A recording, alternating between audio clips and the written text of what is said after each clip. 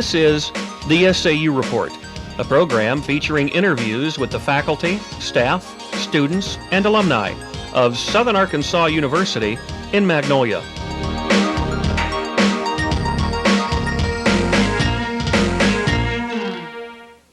Welcome to the special Campaign 98 edition of the SAU Report. I'm Adrienne Lawton. And I'm Amanda Black. With us today is a very special guest, Dr. Fay Boozman, a 52-year-old ophthalmologist from Rogers, Arkansas, and a former Arkansas State Senator. He's the Republican nominee for United States Senator. Welcome. Thank you. Happy to be here.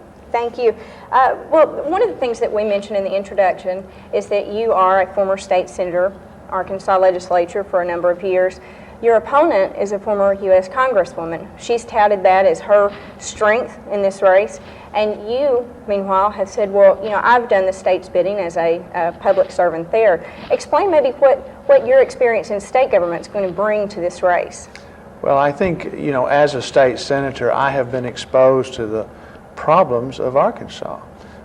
Even though I represent one of 35 state senate districts, when you get to Little Rock, you are presented with the issues and the problems that are facing all of the state of Arkansas. And I think that's a key issue in this campaign. Who can represent the mind of Arkansas? You know, there's been a concern that I'm from Northwest Arkansas, as is Senator Hutchinson, and the question is, well, should we have two senators from Northwest Arkansas? The real issue is who can best represent the people of Arkansas, and I think that my experience as a state senator, as you've mentioned, the fact that I received my training in Arkansas, I went to college in Arkansas, and I've been a businessman in Arkansas for over 20 years, as compared to my opponent who has basically left Arkansas, you know, after high school, and then only came back to run for Congress. So I think that's a major issue in this campaign. Do we want experience from Arkansas, or do we want Washington experience? Mr. President, what made you decide to go into politics in the first place? I just got very frustrated. I would read the newspaper and see where politicians had said one thing as candidates and were doing something else as an elected official. And I remember one morning I just threw the newspaper down and was fussing with my wife, and she basically said, look, either you're a part of the solution or you are the problem. Get involved. And I took that to heart. That we needed to get involved and become a part of the solution. Since we're on the SAU Magnolia campus, obviously we're going to have to talk about higher education. Right. And it's been reported in the Arkansas Democrat-Gazette that you favored perhaps abolishing the U.S. Department of Education. And that branch is over administration of Pell Grants and student direct loans. What recourse would a student have, perhaps, or what other ways of financial assistance could they find if that department were absolved? Well, I think many of the functions in those kind of areas could go to other departments. Really what I'm saying is I feel like education policy ought to be moved from bureaucrats in Washington to local school districts. You know, as a legislator in Little Rock, I was never lobbied for better education. I was lobbied for better retirement, for better vacations and better schedules, you know, things like that. The lobbyist for a child is right there in that local community, their parents. And so I very much believe that we need to get our education and policy making in education back to the local level, at the community level, where the parents are empowered, and teachers and local school districts.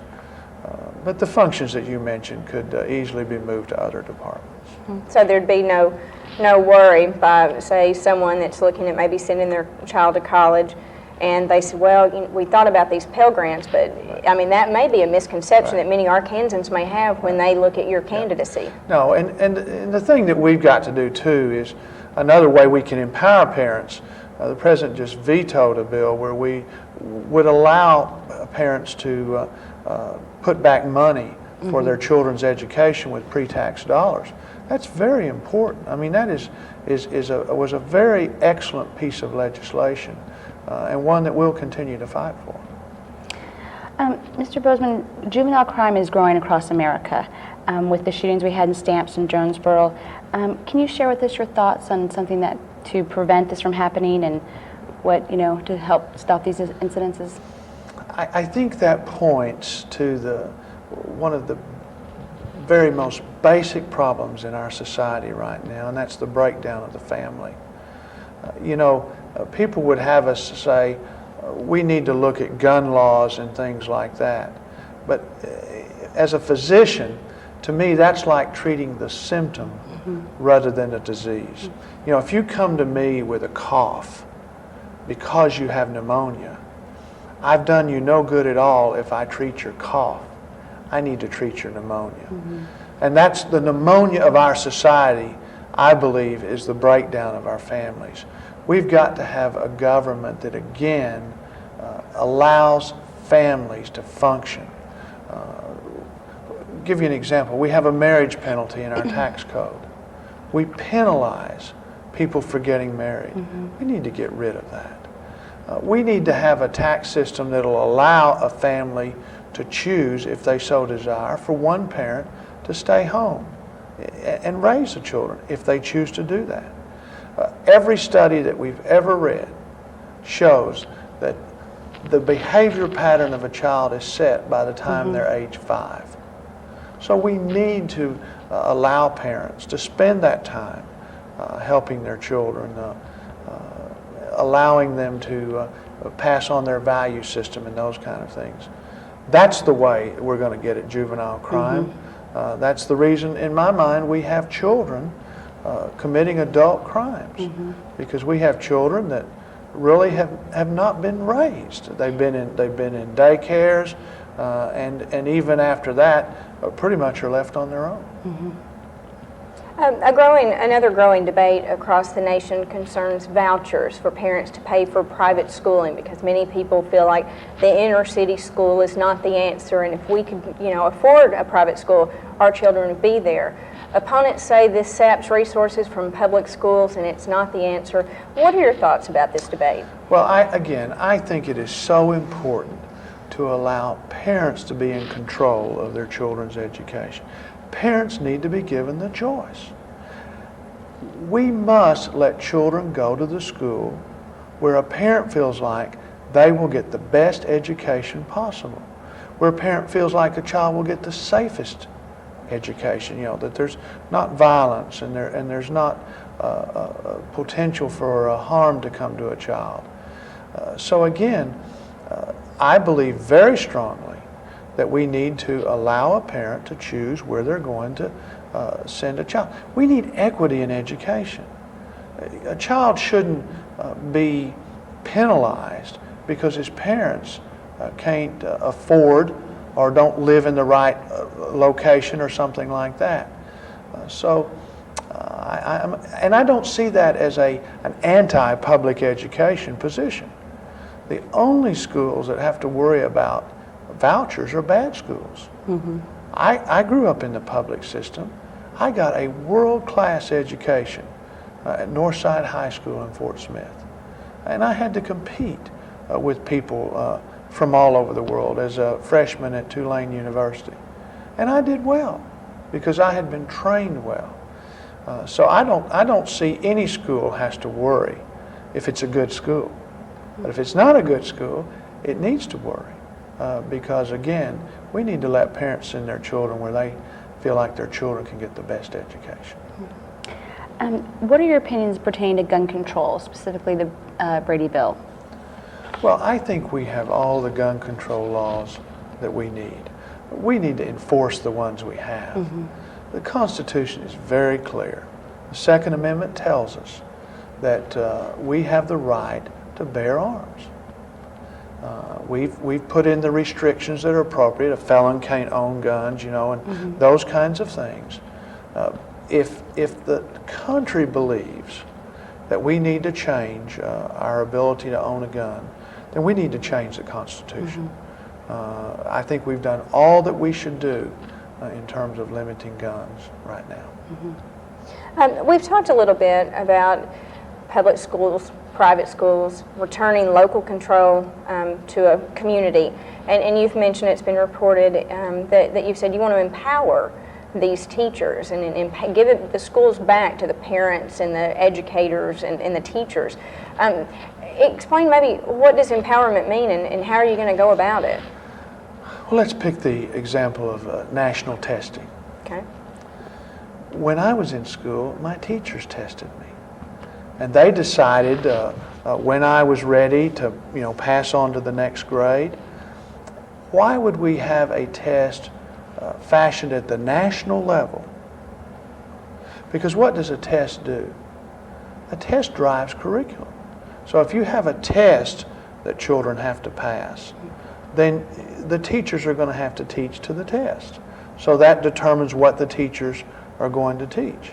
Well, I think education is a community standard. I think that the people of Magnolia can best determine what the children in Magnolia need to know, and El Dorado and other places. It might be okay at a state level to have some basic academic standards. By the end of the first grade you read, and those kinds of things, and I have no problem with those. But the running of a school needs to be at a local level, because then if a parent's not pleased with that, then all they have to do is go to a school board meeting and they can affect change. Right now, if your schools are being run at the state or the federal level, a parent never has the opportunity to affect change.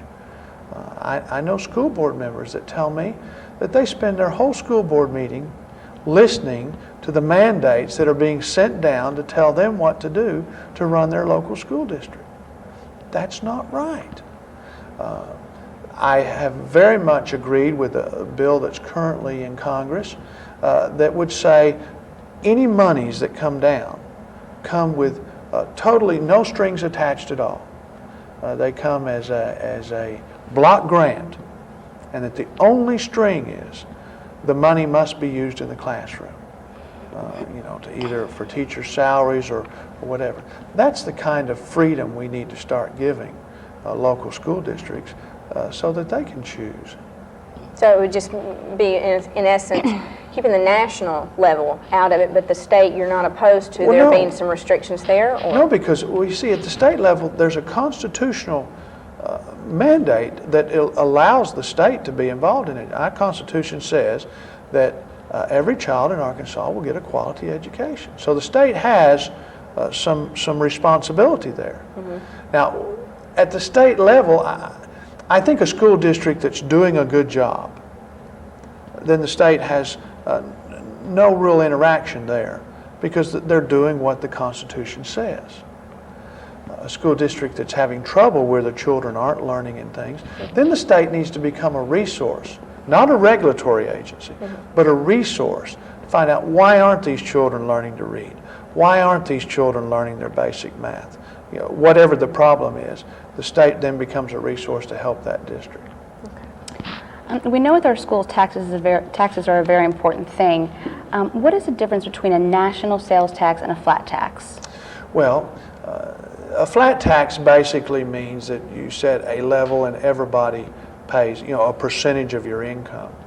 A national sales tax or a consumption tax means that when you buy something, there's a tax put on that goes to the federal level. Most sales taxes now are either local taxes, county, even city, or state. There are no federal sales taxes other than on gasoline. And so, and this brings up this whole question of tax reform, which is a major issue right now. I've embraced the concept of Senator Hutchinson of sunsetting the tax code. Now what that does is, it's like setting a clock, and it's telling the Congress, okay, you've got 2, 3, 4 years, depending on what the final form of the bill is going to be, that you've got to come up with a new tax code that's simpler, that everybody can understand. See, our tax code now, nobody understands it. In fact, the reception that we had just a moment ago, a constituent was sharing with me the problems they're having with the IRS right now, the IRS can't even answer their questions. 25% of the time, when you call in with a tax question to the IRS, you're given a wrong answer. I mean, the experts don't even understand the tax code. So we sunset the code, we set the timer, and then we begin to have a national debate between, and the two horses that are on the track now, as you mentioned, are a flat tax and a consumption or sales tax. But we've got to have a tax that's simpler. We've got to have a tax that's more just, meaning that you feel like you're being taxed the same way that I'm being taxed, that your neighbor's being taxed, that we don't feel like some people have a deal and some don't have a deal. And the final thing we've got to do is we've got to have a tax system that's reduced. Our tax burdens are just too high. Families are struggling. You know, when I was a young man, when I was an intern, and my wife and I, we newly married, been married about 3 years, and we began to have children. And my wife, who was working, said, you know, I'd like to stay home with our new baby. And I was an intern at the time. I wasn't making very much money, but she could do that. I now have three grown daughters, all married, and they're beginning to have little ones. And our children are struggling as, again, my daughters are wanting to stay home, you know, and raise their children. It's a major sacrifice. Our tax system now is requiring 2 incomes for a family to make it. We've got to reduce our taxes. We were talking a little bit before about family values, about, you know, one parent not being able to stay home. Well, what are some ideas that you can talk to us about being able to stay home, and how can they go about doing that? Well, again, I think from a government standpoint, you know, this is America, and so, you know, if somebody wants to work, and that's fine. But let me tell you this story. This happened to me. I was at a trucking company, and I was being taken around, and I was in this big room where all these people had on headsets. They were talking to the truckers that were out around the country. And so I couldn't really shake everybody's hand, and so the supervisor showed me around, just said, this is Dr. Boozman, he's running for the United States Senate, and we started to walk out of the room. And this young lady at the farthest corner in the room took off her headset, got up, climbed over a number of people, and caught me just as I was going out the door. And she said, Senator Boozman, can't you reduce my taxes so I can stay at home with my children? Now, that's something that the government can do. Now, you can't pass laws to make parents be good parents and you know, those kinds of things. But we can become family friendly. We mentioned a moment ago, I think, the fact that when a couple marries, there's a penalty paid, a tax penalty to be married. That's wrong. We need to have a government that becomes family friendly. We need to allow employers to have work out with their employees flexible times if that's what a parent needs, so that they can be at home with their children. Those are the kinds of things that we need to be doing. Going back to the tax code, I mean, I've read that you favored eliminating that code by 2001. Right. And maybe you touched on the fact that you want to seek out a tax system that's fair and just and equitable. And those are all sort of broad terms. Maybe put it into kind of nuts and bolts terms for folks here in South Arkansas. Well, I think that's why a question that was asked just a moment ago between a flat tax. A flat tax is very fair. I mean, you just pay this percentage of your income. It's very simple. I mean, everybody does the same. The same thing would be true of a consumption tax or a retail tax. Very simple. You buy something, you pay a certain percentage of it in taxes. Everybody. So it's fair and it's just and it's simple. So those are really the two major tax reforms that are on the table right now. And you know, the genius of America is there may be a system out there that we haven't even thought of, but we'll have the debate. See, that's why I think it's so important to sunset the code, because then that's going to force the debate. My experience as a legislator has been, legislators don't do anything they don't have to do, especially if they're controversial. Well, if you've got a deadline, then you've got to do something. And we'll have the debate. And right in the middle of that debate is going to be a presidential election. So if we have the code sunsetted, that means that this tax reform issue will be a central issue in the presidential election. You could even have a non-binding referendum. You know, we're all going to vote anyway. Let people say flat consumption or leave it alone. You know. And you would check which one? Well, we've got to have the debate. You know. Now, I would probably enter on the side of the consumption tax because the immediate benefit to it to me is you can get rid of the IRS. But there's possibly some problems. Let's have the debate and find out. Let's talk about it. Let's come to a conclusion. What is the best? Then you elect a president with a mandate. You have congressmen and senators that have run during that election cycle who are going to have to discuss the issue. You go into the new Congress, new president, and then we come up with a tax code. Okay, thank you. Your opponent, Blanche Lincoln, has something called a clean campaign pledge. Can you give us a definition of a clean campaign? I think a clean campaign is where truth is spoken. That you focus on the issues and not personalities. And that is certainly my commitment. I think we need to be talking about issues that are important to the people of Arkansas, and we need to be holding our opponent accountable for how they have, their public record. But we shouldn't take it out of context. We ought to not take a half-truth. Let's deal with our records in an honest way, in a truthful way. Then we'll have a very refreshing, very clean campaign. And that's what the people of Arkansas deserve. We shouldn't be focusing on personalities or any of those things. Those are, that takes our minds off. What is a republic form of government? Republic form of government is the people of Arkansas choosing somebody to go stand in the well of the United States Senate to represent them. Well, the only way they can intelligently do that is for us to clearly articulate where we stand on the issues, hold our opponent accountable to their public record, and then the people can make a choice. So do you think signing this pledge is a good idea? Would you recommend it for other candidates? Sure. And we had a debate the other day, and she presented it with me, and I'm going to read it and look over it. But I publicly have already made the commitment that we're going to have a clean campaign. We're not going to throw mud.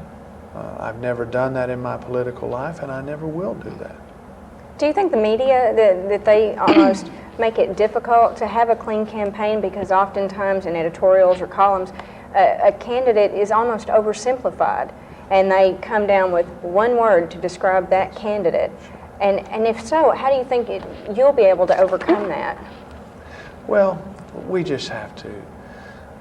You just live one day at a time, and you simply, whatever is written about you, you accept it and you move on, and you just have to present your positions on the issues. You have to be truthful, answer the questions as you all are asking, and just the people that are going to choose not only the next United States Senator, the next governor, the next Attorney General, and there's many positions open in this race. I have great faith in the electorate of Arkansas. The problem for them, though, is they have not been always given the information necessary to make the decision. As I said, one of the things that got me into politics was my great concern that we had elected officials who, when they were on the campaign trail, said one thing, said just what the people wanted to hear. Then they became elected officials and did their own thing, and that's no good. We were talking about northern and southern Arkansas. What do you view some of the problems that we face in southwest Arkansas? Well, one of the major issues is the slumping of the lumber industry and the oil industry. I mean, that's been very, very difficult for this area, and so there's going to have to be some diversification of the economy down here. And we're going to have to encourage, as a United States Senator, we're going to have to encourage industry to look at Arkansas, push our quality of life. You know, as you all well know, it's a wonderful place to raise a family, and we've just got to get that out. We want to be a little selective. You know, we don't want just any industries in here, but we've got to start having some diversification of industry. And as you look around our state, certainly over in the Delta, there's a lot of unemployment over there. And, we need to look at some enterprise zones, you know, things that would encourage a business through tax credits and things such as that to come in and set up there.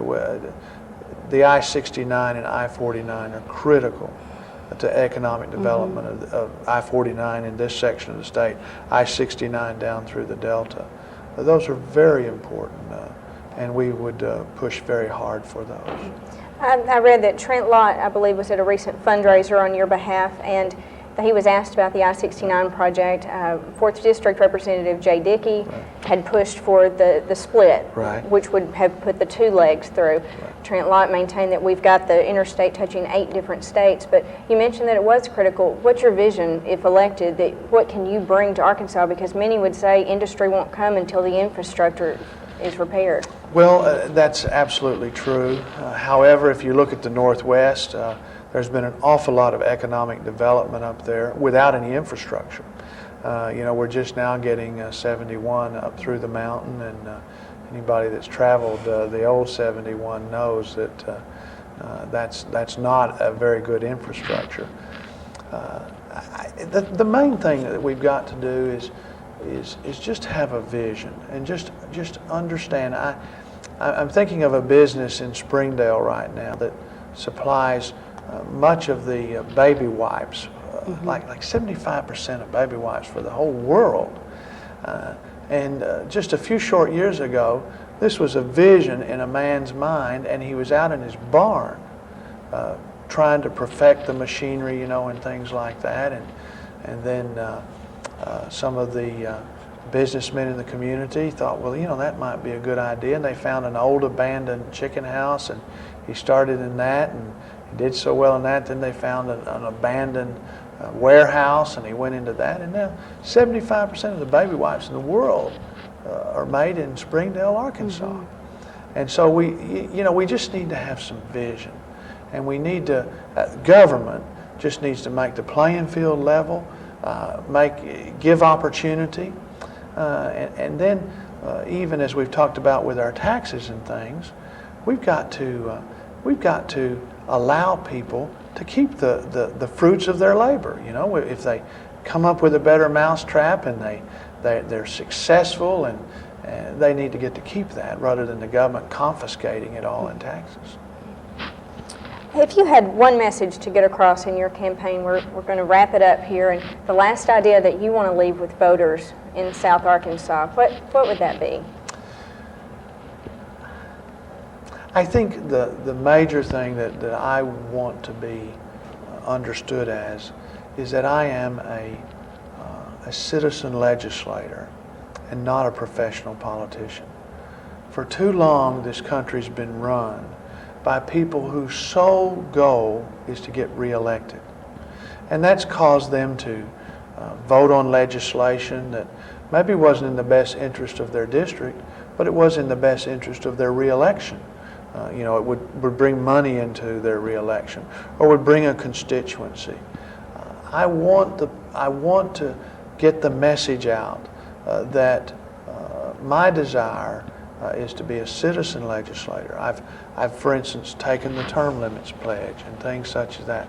Those are all critical that we would have somebody who simply then can look at the legislation, vote it up or down because it's good for your constituents or not good for your constituents. Well, we'd like to thank you for joining us. I'm Adrienne Lawton. And I'm Amanda Black. Thank you for joining us for this very special 98 campaign edition of the SAU Report.